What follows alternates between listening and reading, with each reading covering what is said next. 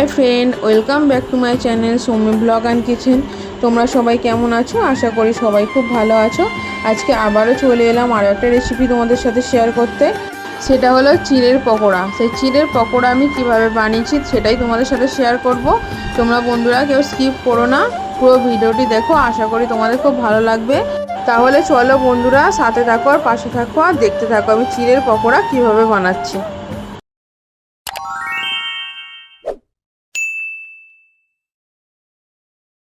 এখানে দেখো 250 গ্রাম চিড়ে নিয়েছি, এখানে দুটো পেঁয়াজ নিয়েছি মিডিয়াম সাইজ, দুটো আলু ছাড়িয়ে নিয়েছি, একটা গাজর নিয়েছি ছাড়িয়ে নিয়েছি, একটু ধনেপাতা নিয়েছি, কয়েকটা কাঁচা লঙ্কা নিয়েছি, অল্প একটু আদা নিয়েছি আর কয়েক কোয়া রসুন নিয়েছি।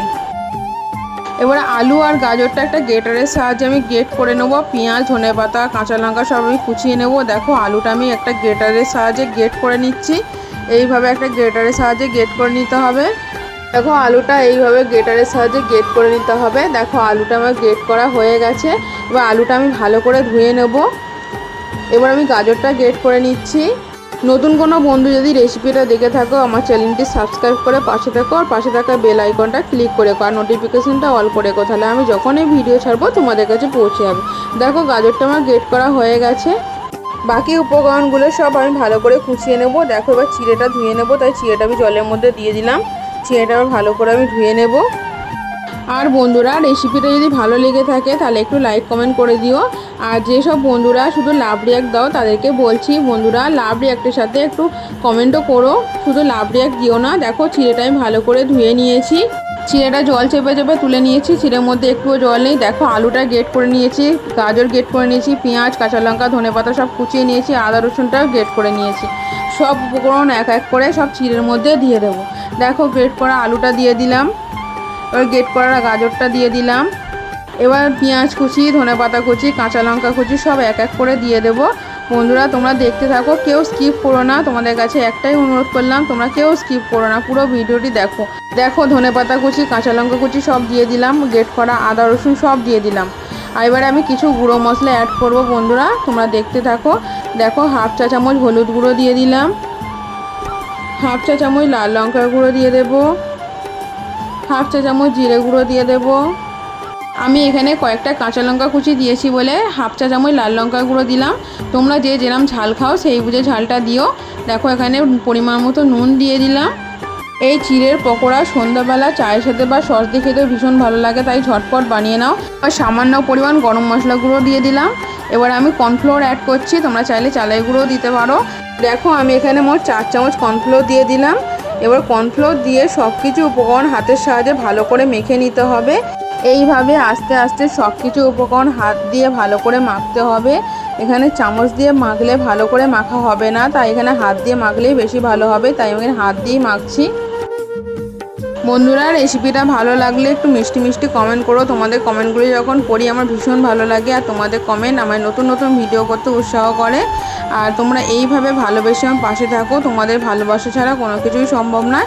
দেখো ভালো করে আমার মাখা হয়ে গেছে। এবার আমি একটু বেসন অ্যাড করে দেবো, 100 গ্রামের মতন আমি বেসন অ্যাড করে দেবো। দেখো বন্ধুরা বেসনটা আমি দিয়ে দিলাম। এখানে 100 গ্রাম বেসন আছে, এই বেসনটা আমি ভালো করে মেখে নেব। দেখো এইভাবে সব কিছুর সাথে বেসনটা আমি ভালো করে মেখে নেব। ভালোবেসে পাশে থাকার জন্য সাপোর্ট করার জন্য সবাইকে অসংখ্য ধন্যবাদ, অনেক অনেক ভালোবাসা। তোমরা এইভাবে ভালোবেসে আমার পাশে থেকো, আমিও তোমাদের পাশে সবসময় আছি। দেখো বেসনটা ভালো করে মেখে নিয়েছি। এবারে আমি পকোড়াগুলো ভেজে নেব বন্ধুরা, তোমরা দেখতে থাকো। দেখো এখানে কড়াই বসিয়ে দিয়েছি, কড়াই গরম হয়ে গেছে, কড়াইতে রিফাইন তেল দিয়ে দিলাম। দেখো তেল গরম হয়ে গেছে, সব পকোড়াগুলো আমি এক এক করে তেলের মধ্যে দিয়ে দেবো। দেখো এইভাবে আস্তে আস্তে গরম তেলের মধ্যে সব পকোড়াগুলো এক এক করে আমি দিয়ে দেবো। আর বন্ধুরা আমার রেসিপি তোমাদের কেমন লাগে আমাকে কমেন্ট করে জানিও। আজকের রেসিপিটা তোমাদের কেমন লাগলো সেটাও আমাকে কমেন্ট করে জানিও। আর ভালো লাগলে লাইক কমেন্ট করে দিও, আর চাইলে বন্ধু বান্ধবদের মধ্যে শেয়ারও করতে পারো। এইভাবে পকোড়াগুলো আস্তে আস্তে উল্টে পাল্টে লাল লাল করে আমি ভেজে নেব। তোমরাও ঝটপট বানিয়ে নাও ঘরে থাকা সামান্য কিছু উপকরণ দিয়ে চিড়ের পকোড়া। এই চিড়ের পকোড়া ভীষণ টেস্টি হয় আর সন্ধ্যাবেলা চায়ের সাথে জাস্ট জমে যাবে। দেখো কত সুন্দর দেখতে হয়েছে আর কত বড় বড় হয়ে ফুলেছে। আর দেখো সব পকোড়াগুলো ভাজা হয়ে গেছে। পকোড়াগুলো আমি একটা পাত্রে তুলে নিলাম। বাকি পকোড়াগুলোও একইভাবে আমি ভেজে নেব। দেখো বাকি পকোড়াগুলো আমি তেলের মধ্যে দিয়ে দিলাম। এইভাবে সব পকোড়াগুলো আমি ভেজে নেব। বন্ধুরা, তোমাদের কাছে আমি আবারও অনুরোধ করছি, তোমরা কেউ ভিডিওটি স্কিপ করো না, পুরো ভিডিও দেখো। আর রেসিপিটা ভালো লাগলে একটু ভালো ভালো কমেন্ট করো আর পাশে থেকো। দেখো এই পকোড়াগুলো ভালো করে ভাজা হয়ে গেছে, লাল লাল হয়ে গেছে। দেখো এই পকোড়াগুলো আমি তুলে নেব। দেখো সব পকোড়াগুলো আমি তুলে নিলাম। দেখো সব পকোড়া ভাজা আমার কমপ্লিট হয়ে গেছে। এই চিড়ের পকোড়া রেসিপিটা তোমাদের কেমন লাগলো আমাকে কমেন্ট করে জানিও। ভালো লাগলে লাইক, কমেন্ট আর শেয়ার করে দিও। দেখো আমি স্যালাড আর সসের সাথে সার্ভ করে নিয়েছি, তোমরা চায়ের সাথেও খেতে পারো। আর আমি এখানে টমেটো সস নিয়েছি। আজকের মতো ভিডিওটা আমি এখানে শেষ করলাম। টাটা।